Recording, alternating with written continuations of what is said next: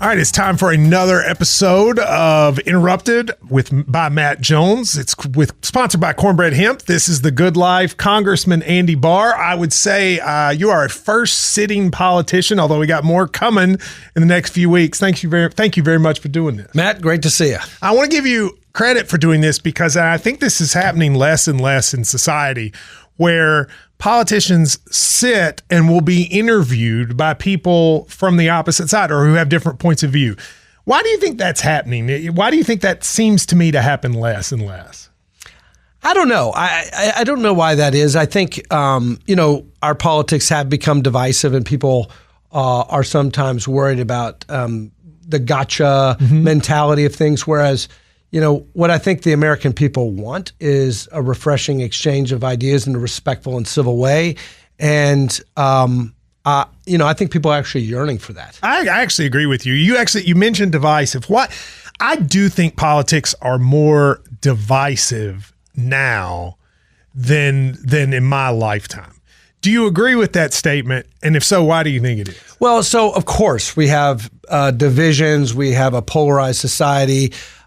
Yes, sometimes the rhetoric has really ramped up. I mean, my goodness, in my short political career, I've seen assassination attempts not only of President Trump twice, but of my good friend Steve Scalise, who was the majority whip. I mean, Steve almost passed away. It was a softball practice, right? Yes, it was. And thank goodness, man, he's a tough guy, and he fought through it. So, I mean, and Governor of Michigan was kidnapped. Oh, you had there've been a few things, yeah, absolutely. Do you think politicians or people in politics? I don't want to say. I mean, they're not telling people to do this, but do you think that rhetoric has gotten way too negative?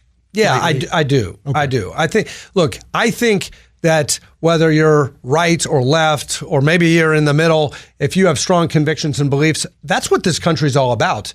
And of course, I'm on the conservative side of things. I support this president. I really feel strongly in supporting this agenda. But I think I can do that and fight for my constituents without necessarily causing, divisive kind of environment or you can disagree with people without being disagreeable. And you've always been good about that. I mean, there was a time, we'll talk about it later, where I thought about running against you. And one of the things I've always thought is that you did a pretty good job of being, I don't know what the word is, but being at least friendly, willing to listen. I don't think, though, it's unfair of me to say that the president, and I'm not saying he's the only one, Gavin Newsom's now doing it on the left too, that the president wakes up in all caps, taking shots on social media. When you read that, do you ever sit there and go, I wish you wouldn't do that? Well, I think the president kind of is combative in a lot of ways, maybe because of his personality, and he's a competitor, and he's been that way in business, and that has been successful for him. But also because, let's face it, I mean, he's been targeted unfairly. But do you ever wish he wouldn't do that? He's got the biggest platform. I mean, do you ever wish he would just say, you can agree with all of his policies, but do you ever wish you say, President, you're the president. You loved George Bush. He didn't do that, but both Bush Sr. and Jr. Can you just turn it down a little bit? Here's what I want to say kind of in general about this whole idea is that people in this country should be able to express their views, sometimes in a combative way. That's free speech. That's what the First Amendment's all about. And yes, I think we all need to tone down the rhetoric, and certain politicians can tone down the rhetoric on the right and on the left in order to promote more civility and getting things done for the good of the country. However, I also point this out to when I talk to school children who ask the same question, young people who want to be inspired. Remember what this country is about. Remember what this country was founded on. This country was founded on a disagreement. This country was founded on in a revolt against an authoritarian government, and disagreements and conflicts in politics is the byproduct of freedom. And so we actually have a system of government built around the idea that people are going to disagree. That's why we have checks and balances, separation of powers, division between federal and state government, so that ambition will counteract ambition. And it's that marketplace of ideas that produces the positive result. But there's a difference between disagreement and calling, and again, I'm not acting like Trump's the only one that does this. I will freely grant there are Democrats who do the same thing. But I also think, as my mother would say, with great power comes great responsibility. When you have the biggest platform, that's even more important. There's a difference between disagreement and saying, you're a communist, you're a Nazi, you're this. I mean, can't we just say that should not happen? Like, I go back to McCain-Obama in 2008, when John McCain famously looked at the woman who was saying something about Obama and said, that's not true. Can we not just say, like, that level should go away? Well, I think the rhetoric should be toned down. We don't want to have these assassination attempts. We don't want to have this political violence. Political violence in any direction is wrong. But I think the overriding point here is that if you're going to err on the side of anything, to me, the American response is to err on the side of free speech. And when there's hateful speech or when there's wrong speech or untruthful speech, the remedy, the antidote, is not censorship or shaming someone. It's more speech, not less. I would agree with that. Do you think some of the conversations where the president will say, a television show or a television network will say something and he say they should be shut down, does that bother you? I think this president is the greatest champion of the First Amendment in a very long time, if not in the history of our country. You know, how do you reconcile that, though? I hear that a lot. But how do you reconcile that with some of the attempts to stop speech on college campuses or, withholding of funds due to, I mean, does that not bother you? No, it doesn't bother me at all. There's nothing that is limiting Americans' free speech today. We have that's on college campuses. If anything, and by the way, no university is just entitled to federal money. Yeah, you know. So you think the government should be able to say, we will only give you federal money if you do X, Y, or Z, promote X, Y, or Z speech? Well, no.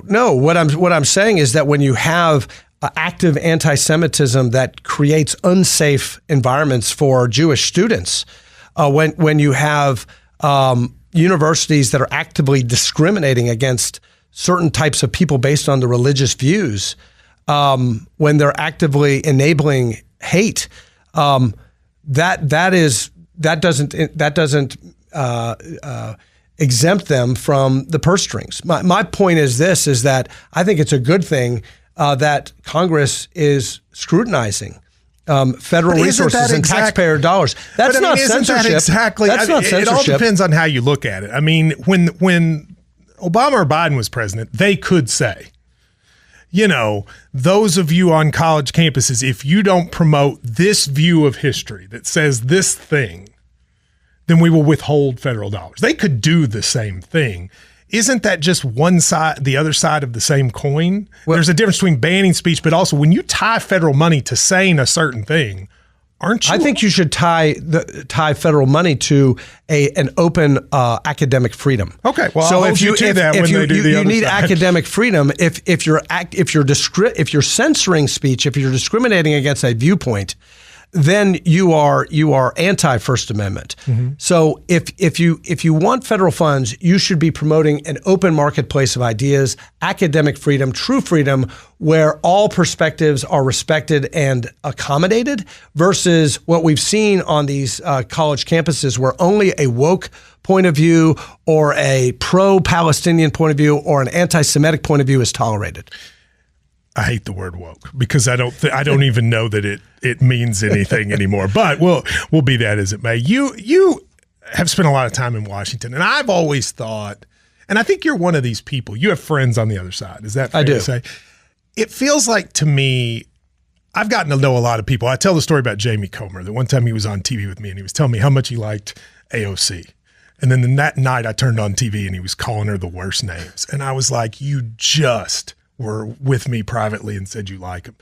Is there a requirement to now you have to performatively hate the other side in order to play to the media that's on your side, whether it's Fox News, et cetera, for the right or MSNBC for the left?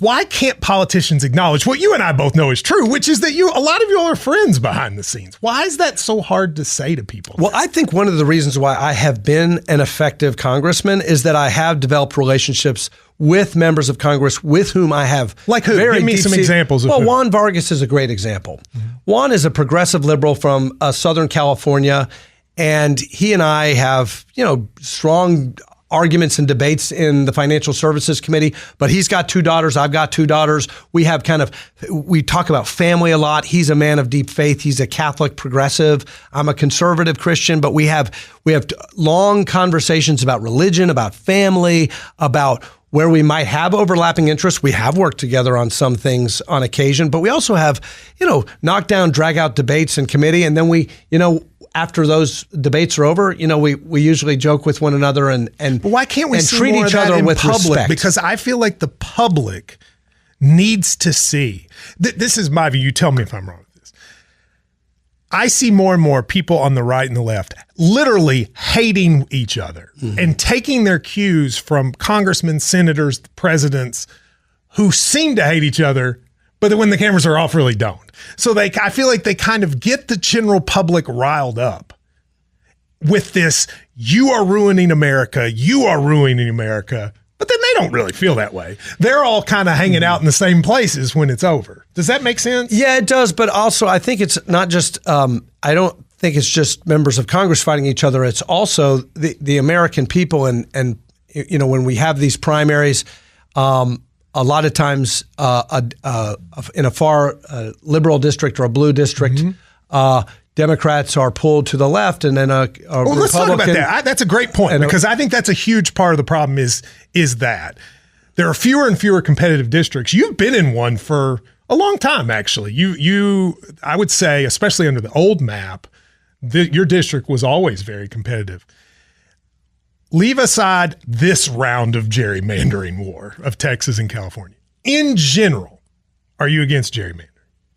I'm for a political process of redistricting consistent with the Constitution. And the Constitution doesn't have a lot of restrictions. The Constitution requires a reapportionment every 10 years. That's why we have a census. A lot of people think a census is just about collecting data. It's actually constitutionally mandated for the purpose of making sure that every member of Congress, all 435 of us, roughly represent the same number of people. That's the purpose of it. Other than that, there's not a lot that the Constitution requires. Now, for many, many years, but what's the good legislatures have gerrymandered. But what's the good of it? Like, I understand everybody's done it. I'm not sitting here trying to say what's happening in Texas is a mid-year thing. That's different. But the idea of gerrymandering goes back to the 1880s. It does. But what's the good of it? Like, what is wrong with saying, when you gerrymander, you get people on the extremes for the exact reason that you said. We should not do that. We should have people like Andy Barr had to for 10 years compete in competitive districts. Why can't we just say that? You and I could agree on that. I want to agree. Yeah, let me agree on this point that you just made. I think the fact that I have represented a swing district, a purple district, a blue city, Lexington. It's the big, I tell my colleagues, it's the big blue nation for a couple of different reasons. It might be the most liberal city in Kentucky. It might be. Yeah. The big blue nation, but it's been a privilege, actually, to represent the diversity of my district. I think it's made me a better congressman that I've represented the diverse district. And I take that into this U.S. Senate race. And look, I think the only way a Democrat wins statewide in the Commonwealth of Kentucky in 2026 is the way our governor did it, the way Governor Beshear did it. He won the one swing purple district, the Lexington-based congressional district, both times. He beat Bevin and he beat Cameron in this district. And in the second time, after redistricting, after the district became a little bit more red, Andy Beshear won my district by 19 points. Did he really? Wow. And so, it's the same district I've been winning by. But it's a different electorate. But let me go back to just the basic question, just yes or no. If I put up a bill that said, we will ban gerrymandering for political purposes, there has to be some rational geographical basis for creating districts.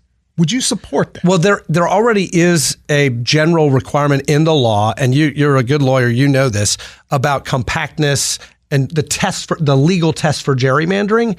But there's quite a bit of deference given to political bodies, legislatures, when they do it. Now, some states, legislatures have delegated it to commissions. Would you be for that nationwide? No. And here's why.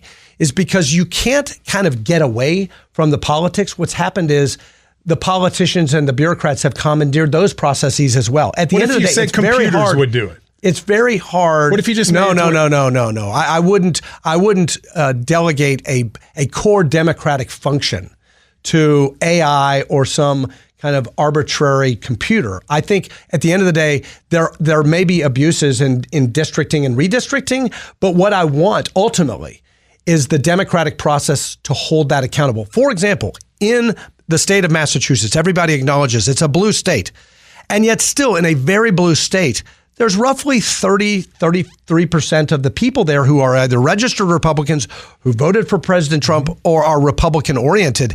And yet there is not a single Republican member of Congress from Massachusetts arguably because of gerrymandering. And that's wrong. That's totally wrong. I agree with you on that completely. But I also just wish that there's a part of me that wishes politicians could also just say the obvious. Let's take the 1st District in Kentucky.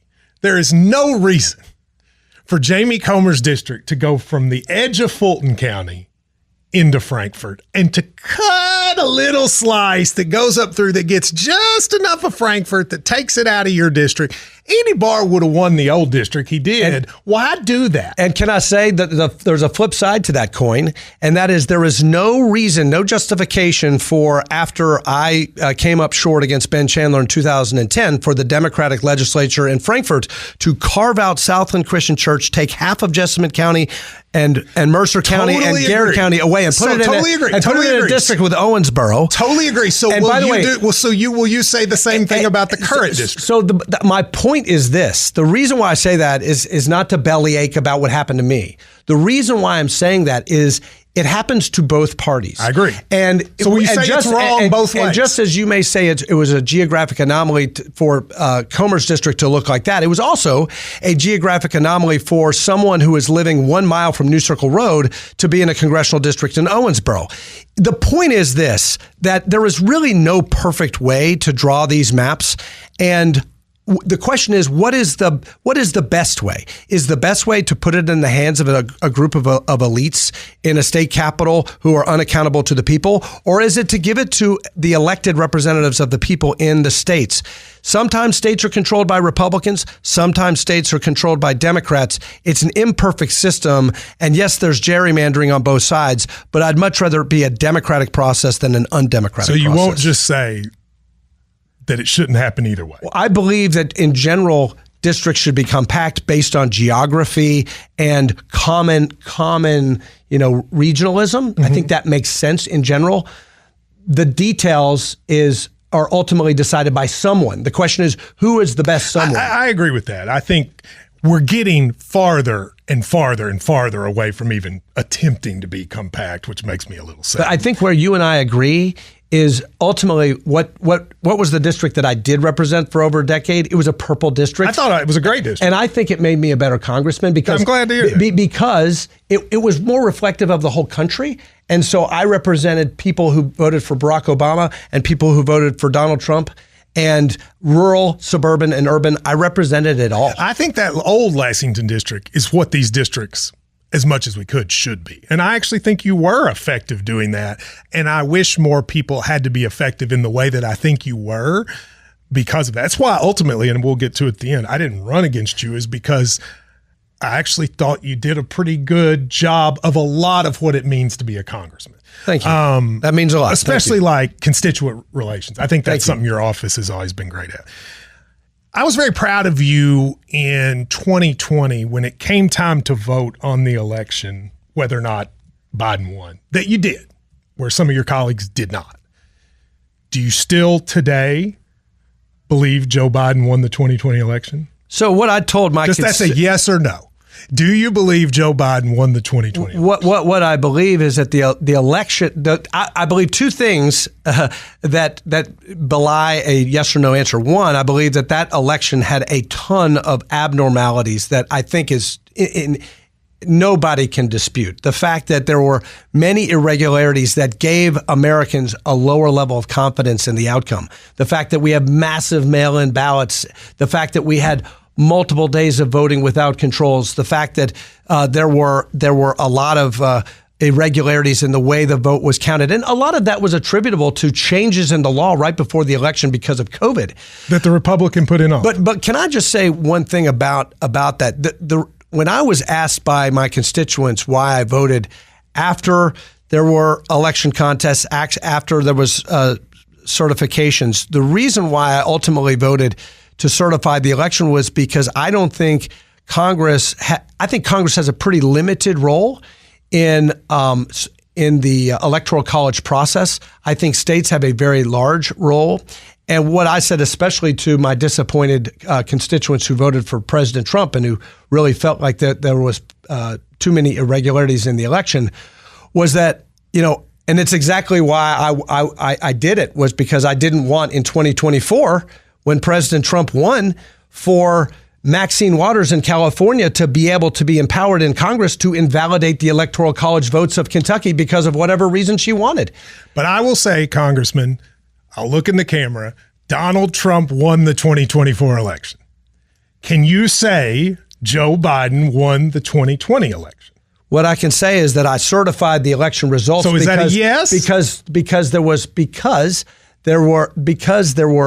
contests in the states, there were lawsuits in the states, and there was and secretaries of state certified it. And so as a member of Congress, I have a limited role because nobody sent me two slates. What disappoints me, Congressman, is why can't we just say that? When I sit here and think of why I think you are a fair-minded, you and I talk privately sometimes, and I always like listening to your thought process. I won't go into what it was, but one time I kind of couldn't understand something. I called you. You really did a good job of explaining it to me, and you changed my thought process slightly on it. But if we can't look in the camera and say, Donald Trump won in 2016, Donald Trump won in 2024, and Joe Biden won in 2020, how do we expect constituents who know much less than you to believe it? Why can't you just say that? Well, because why can't Americans on all sides acknowledge the massive irregularities of the 2020 election? I'll acknowledge, but I still think if you take all those into consideration, he still won. The conduct of the election was so aberrational, so unusual.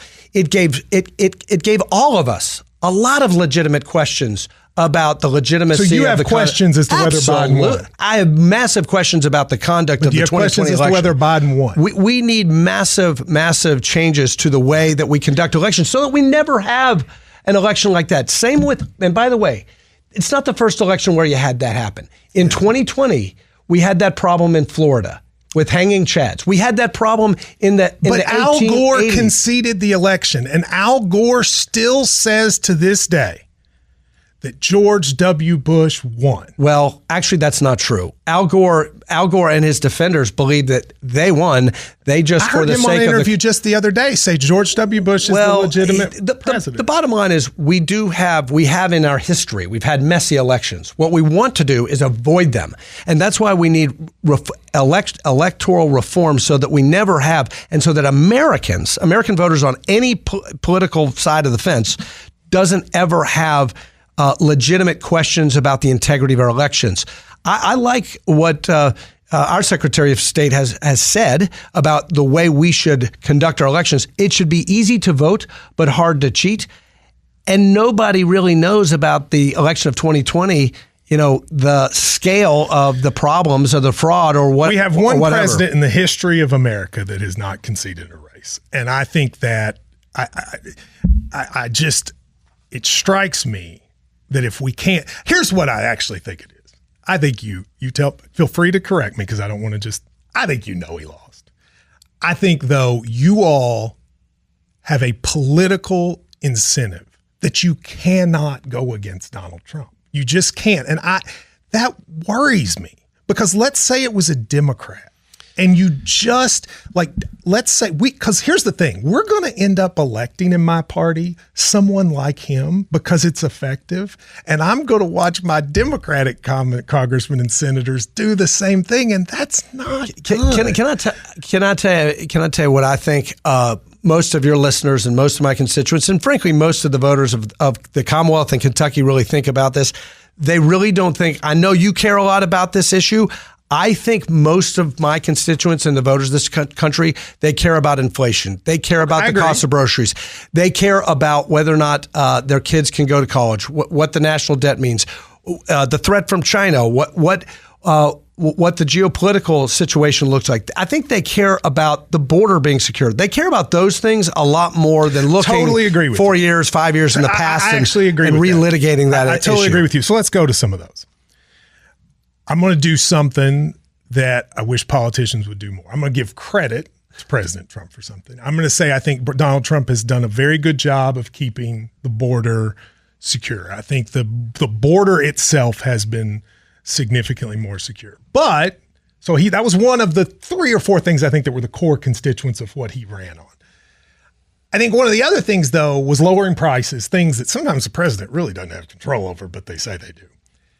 I have to think, knowing Andy Barr's political philosophies pre-Trump, you have to be, I would assume, against tariffs in the abstract. Am I right about that? So I'm for free trade. That's what I'm for. And that's exactly why I'm actually for the president's trade policy. Let me explain why.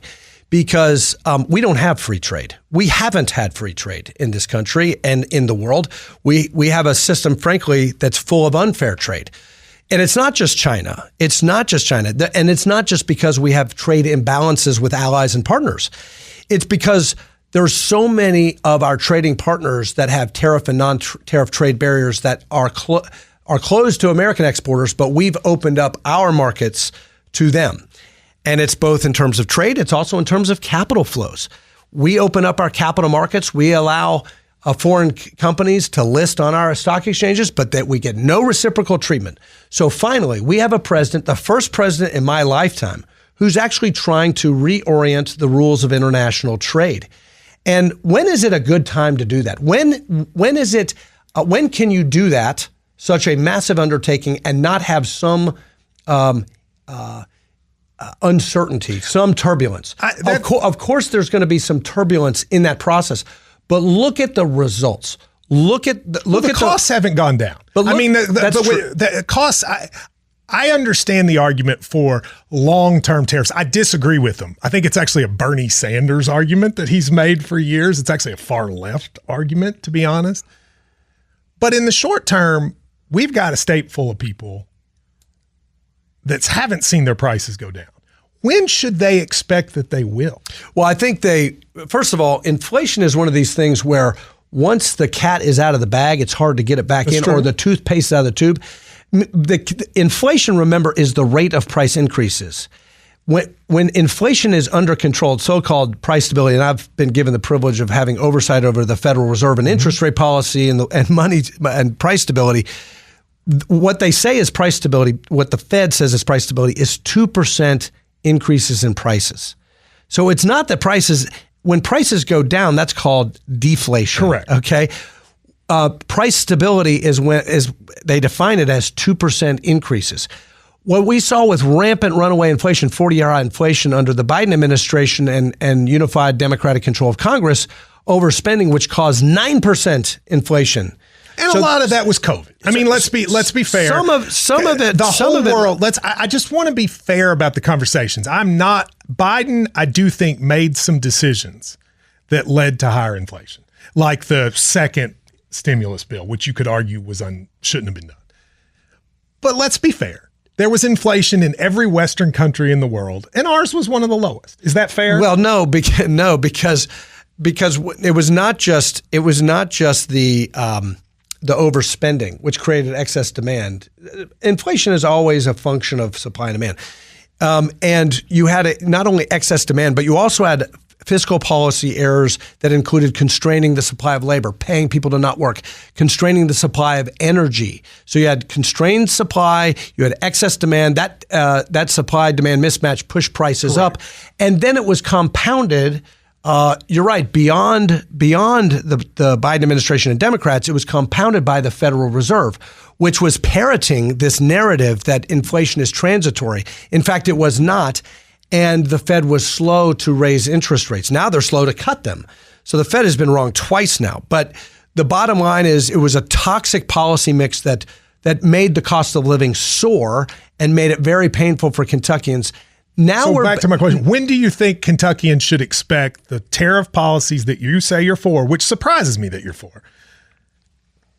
When should they expect the prices to go down? Well, what we've already seen is movement towards price stability. We're almost at price. We're slightly elevated over price stability. And all we've seen, we've heard more about predictions of inflation from President Trump's tariff policy than we heard about actual inflation under President Biden. The reality is we've seen maybe, arguably, a one-time small, modest price increase as a result of tariffs, but we've seen a lot of disinflationary policies counteract that. For example, the tax cuts reduces the cost of business. That allows businesses to lower prices. Deregulation, both in energy, financial services, and in other areas, lowers the cost of business. That is very disinflationary. And then I would say beyond the power of me and other policymakers or President Trump or anyone is innovation. Innovation is very disinflationary, whether it's the innovation on the blockchain, it's AI, it's going to increase productivity. And I think you're going to start to see, as long as we unleash and not over-regulate this innovation that's happening, you're going to see a lot more productivity and a lot more decrease in prices, which will allow the Federal Reserve to cut interest rates and the cost of borrowing. Let me give you some, because I don't want to keep you too long. Let me give you some yes or no to the extent you can give yes or no answers. I understand sometimes that can be misleading. So I don't want to.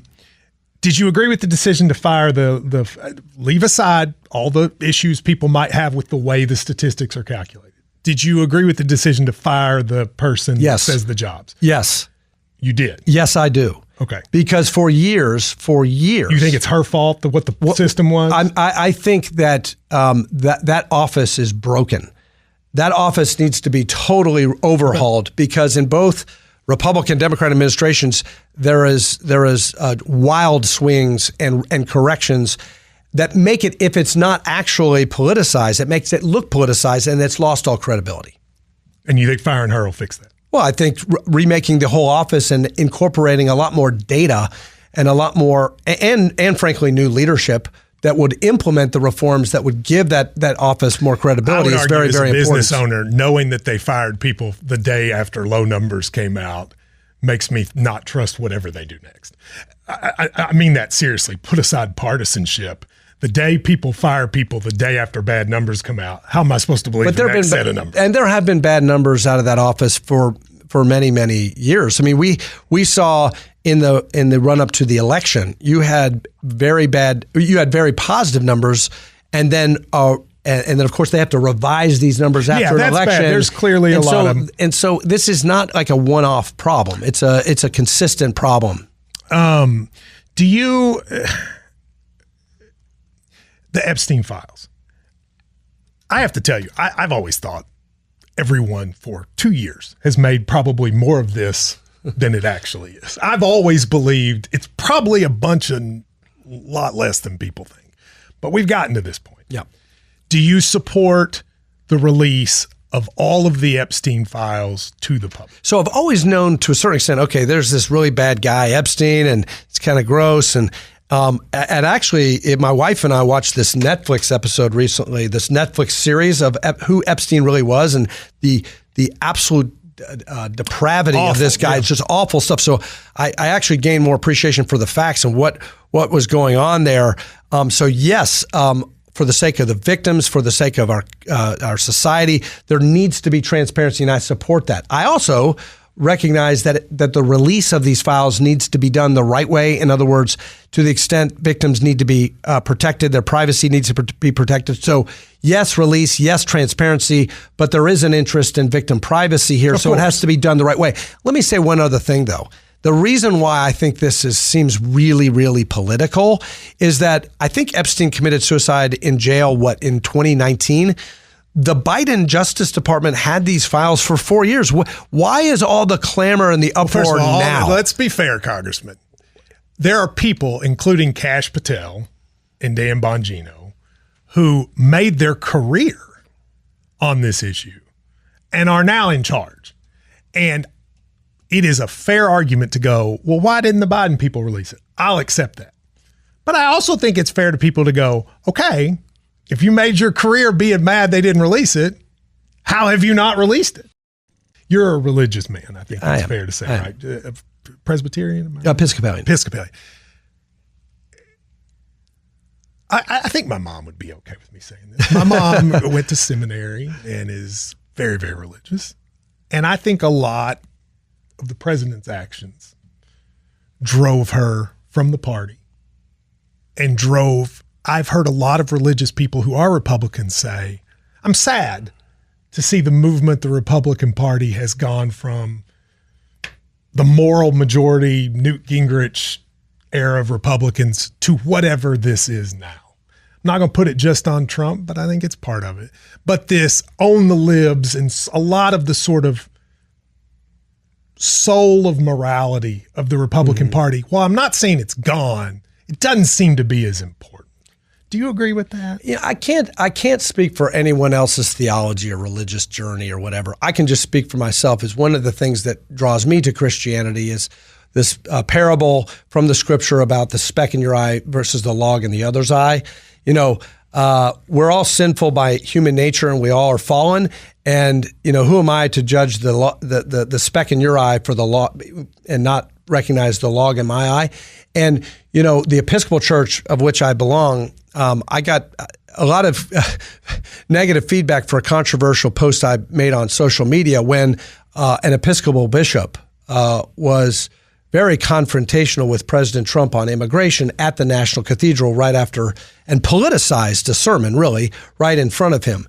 And, you know, one of the, I think, wonderful, very Christian things about the Episcopal Church is the motto of the Episcopal Church, all are welcome here. Well, it didn't appear that the president was welcome in the Episcopal Church that day.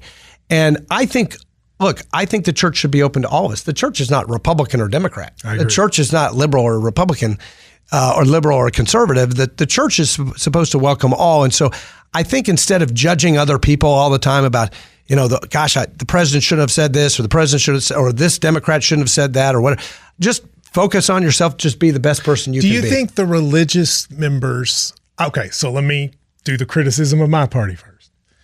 I think for a number of years, my party has not done a good job of being welcoming to people that they think are different than them. In this case, often people with just different views, people maybe not as educated. And that's really annoyed me. A lot of the people that are my, people I care about, right? People I went to school with, et cetera, rural America. Do you think your party, the religious members especially, what you just said, which I totally agree, we should be open to everyone. Do you think you guys are getting away from that? Like in having your policy beliefs, do you think sometimes you all are demonizing immigrants, even while trying to keep the border secure, which I support, people who are different, whether it be homosexuals, transgender, whatever. Do you wish sometimes that, especially with those vulnerable people, there'd be less harsh rhetoric? I think there's intolerance in a lot of different places in American life. Mm-hmm. It's on the left, it's on the right. The way I lead my life is I try to focus on myself. Now, I will tell you that I think we need a restoration of common sense. And I'm so grateful for this president that he feels that I think he is embodying that restoration of common sense. I was just telling you, I have two daughters, and I have daughters who are in athletics. And I think we need to keep biological men out of the private spaces of our daughters. You've won that battle. So you've won that battle, and I'm for that. And I don't think that's intolerance. I think that's. I didn't say that was intolerance. But do you believe transgender people should have rights in general? Maybe they shouldn't play sports, but should they just have regular rights? Let me tell you, I just want common sense back. So can you say they should have rights?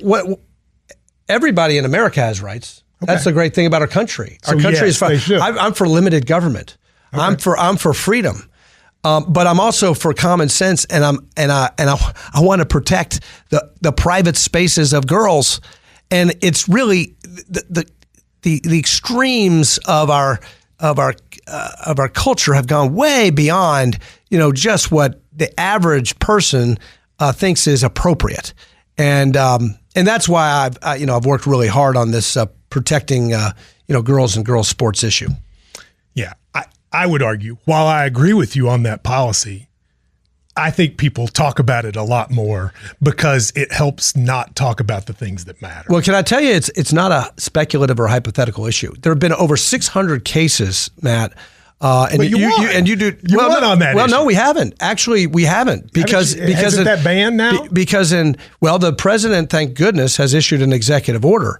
The problem is that he's been sued by California, Washington State, Maine, Minnesota. And you've had documented cases like in the softball championship in Minnesota where you had a biological boy pitch 12 shutout innings, or the triple jump state champion in California was a boy in girls triple jump.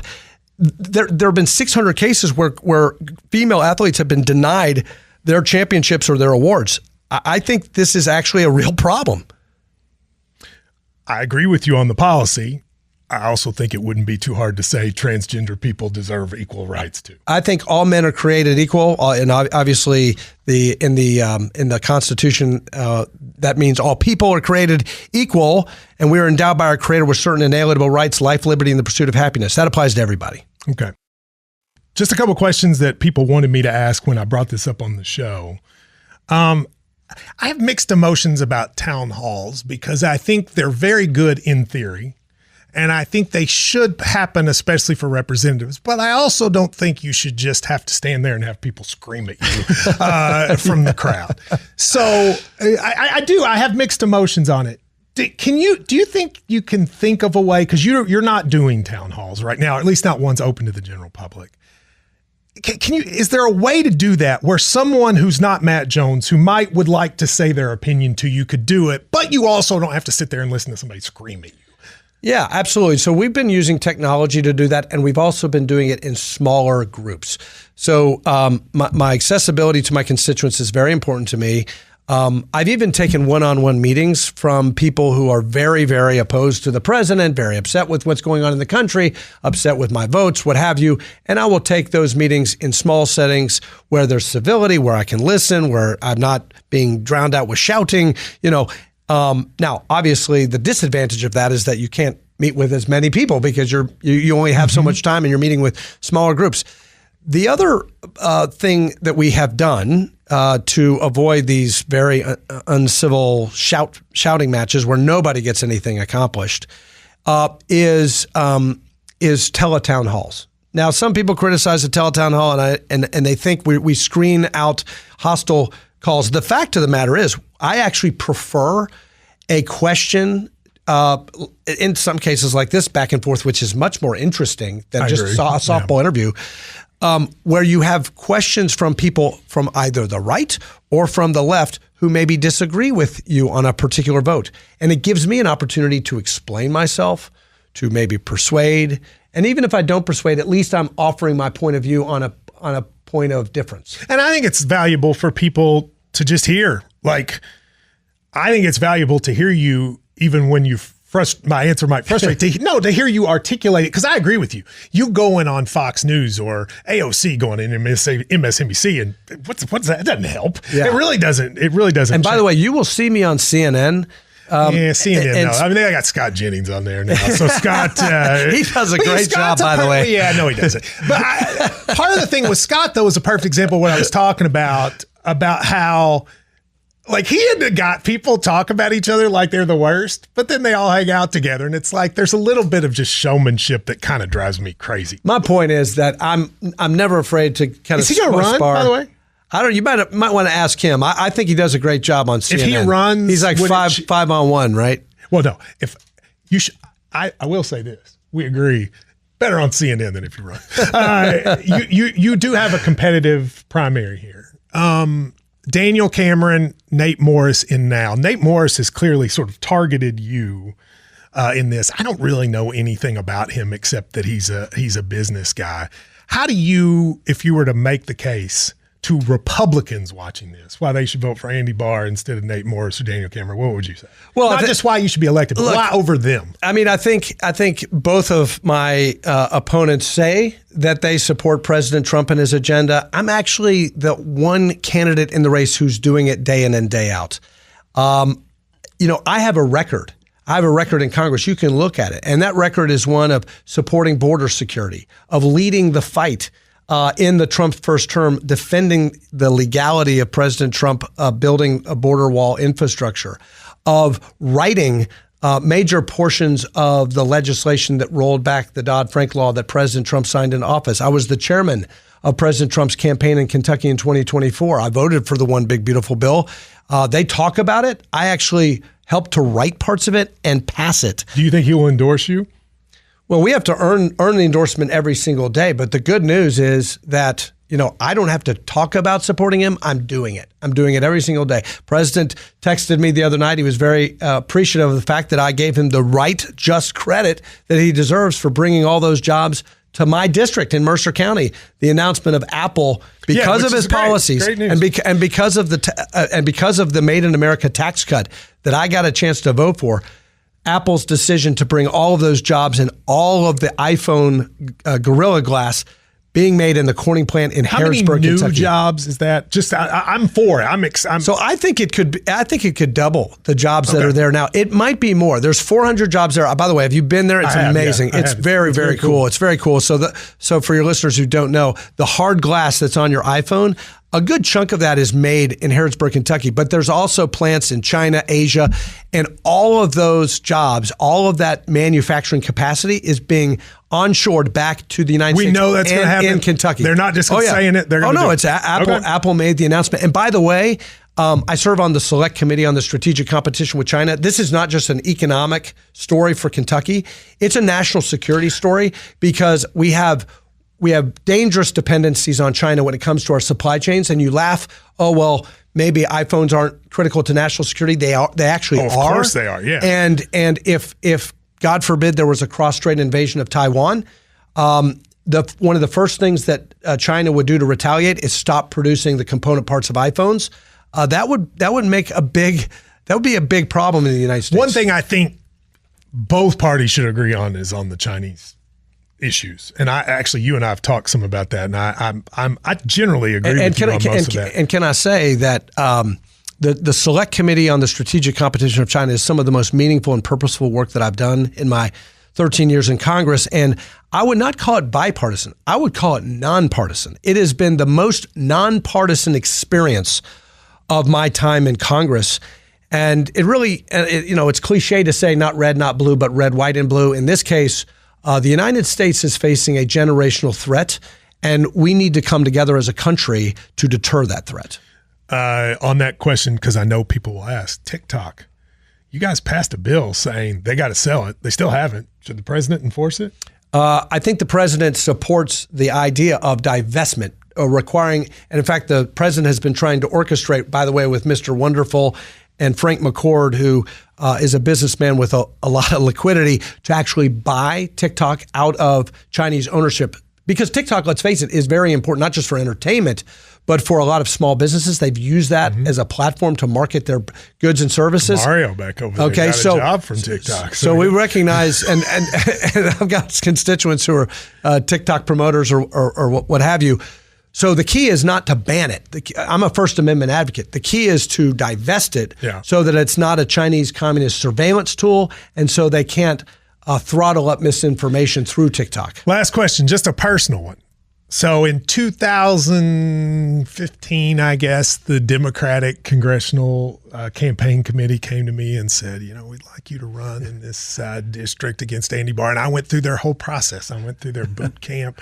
I went up there, decided it was not for me. I think the House would be good decision. I think the House would be such a boring job. But I do wonder with you. So, and I'm not. When you hear the news, Matt Jones is thinking about running for you for the office. What was your thought? I said, Matt Jones. I love Matt Jones. I listen to Matt Jones all the time. You had a quote in the newspaper about it, about something like he should stick to basketball, and I was like, come on, man. But what did you think? Well, look, listen, you've got a ton of fans, and for good reason. You do a great job on KSR. I'm a fan, for goodness sake. And so, if you ever seek public office, you'll have a natural following. And you've got a lot of offers. You love Kentucky. I'll tell you this. We have disagreements politically, but there's one thing that you and I share, and that is a deep passion, not just for Kentucky basketball, which we clearly do, but also our Commonwealth. You grew up in Middlesboro. You grew up in Southeast Kentucky. I love Eastern Kentucky. Frankly, Eastern Kentucky is what motivated me to run for Congress to begin with.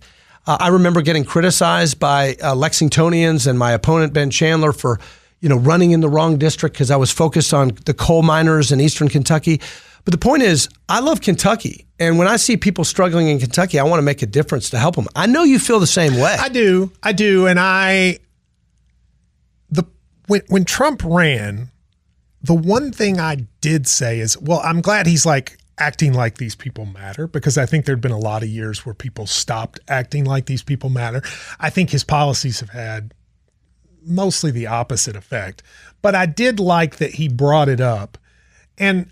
But I also worry that we're going to get through 8 years of somebody who at least claimed to really be on their side. And are things any better? Well, let me tell you what's better. For the waitress in Eastern Kentucky, no tax on tips. But their Medicaid may go away.